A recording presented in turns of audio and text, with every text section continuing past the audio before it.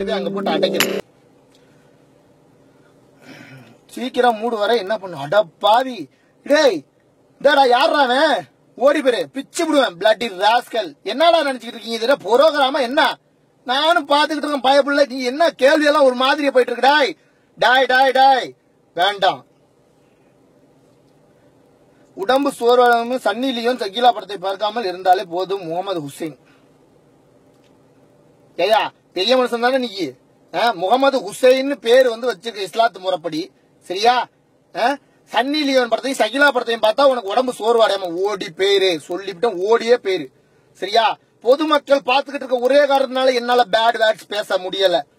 நிறைய பேரோட அட்வைஸ்ங்கிறதுனால நிறைய பெரிய பெரிய அறிஞர்கள் உள்ள இருக்காங்க, தெரிஞ்சவங்க உள்ள இருக்காங்க, டாக்டருங்க உள்ள இருக்காங்க, இன்ஜினியர் உள்ள இருக்காங்க, பெரிய பெரிய ஆபீஸ் முதலாளிகளா இருக்காங்க, ஏன் நடிகர்களே உள்ளதான் இருக்காங்க நடிக்க பார்த்துக்கிட்டு. அப்படி இருக்கும்போது இந்த மாதிரி கேள்வி எல்லாம் கேட்டு என்னுடைய இமேஜுக்கு பந்த விளை வைக்கிற மாதிரி வந்துகிட்டு இருக்கியே, உன்னை என்ன பண்றது? உன்ன மாதிரி ஆட்களை பேசுறதுல தப்பே இல்ல. பிளட்டி ராஸ்கல், ஓடி பேரு.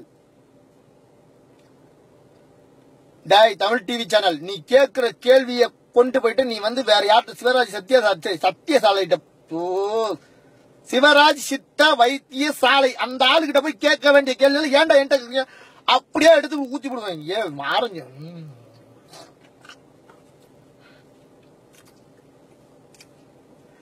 தொப்பை குறைக்க பியர் குடித்தால் உடம்புக்கு நல்லது. விக்னேஷ் ஆர்ஜுன், ஓஹோ, தொப்பையை குறைக்கணும்னா எல்லாருமே குழந்தைகள்ல இருந்து பெரியவங்கல இருந்து வயதானவர்கள் முதியவர்கள் எல்லாருமே நல்லா கேட்டுக்கங்க. அந்த அறிஞர் சொல்லியிருக்காரு, தொப்பையை குறைக்கணும்னா ஆளுக்கு ஒரு பீர் சாப்பிடணுமா, அதனால கடைகள்ல போயிட்டு பீரை வாங்கிட்டு வந்துட்டு வீட்டுல எல்லாரும் குடும்பத்தோட உட்காந்து சாப்பிடுங்க அப்படின்னு அவர் சொல்றாரு. நான் சொல்லல, என்ன எழுத்து விடாதீங்க.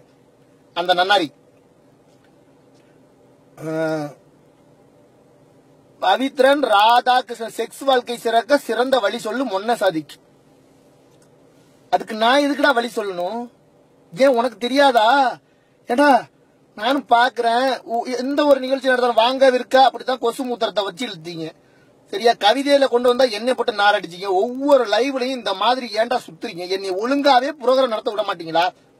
நாளைக்கு வேந்தர் டிவில விகடன் டிவிலயே எதுலயோ ஒரு டிவில நான் லைவ்ல வருவேன். அப்ப வந்து இதே மாதிரிதான் வருவீங்களா? வந்தாலும் நான் படிக்க மாட்டேன், சரியா?